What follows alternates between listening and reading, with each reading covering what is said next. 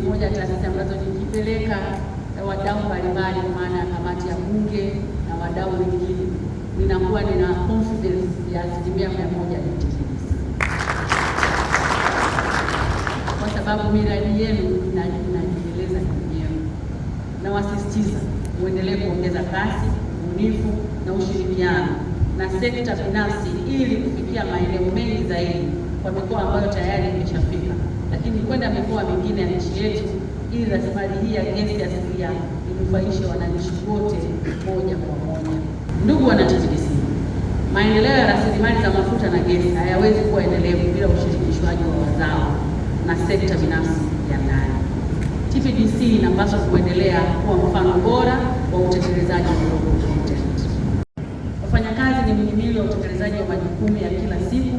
Ni muhimu kuendelea kujenga mazingira bora ya kazi, kusikiliza changamoto zao na kuzitatua kwa hekima na kwa maslahi mapana ya TPDC na taifa. Kama alivyosisitiza kwamba maelekezo ya Mheshimiwa Rais ya kwamba to make sure kwamba kuna megawati 8,000. Sasa hizo tunategemea lazima zitoke kwenye gas, na gas ndio inaweza kuweka sustainability ya miaka inayokuja. Nafikiri kama tunavyojipambanua kila siku kwamba malengo yetu ni gesi ifike kila mahali. Mara nyingi tunapenda kusema kwamba sisi katika kuzalisha hiyo gesi asilia, natural gas, zaidi ya 80% au 90% inaenda kwenye umeme. Kwa hiyo kuna statement hiyo tunasema kwamba halipo TANESCO, lazima TPDC ndio iko jikoni.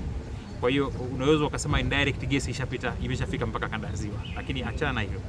Ikija kwenye swala la matumizi ya gesi sasa kwenye usafiri, transport, tunasema CNG au kwenye viwanda, mpango sasa hivi uliopo mahususi ni kwamba tunaikuifikisha gesi kwenye hizi sehemu za mbali ambazo hazijaweza kufikika.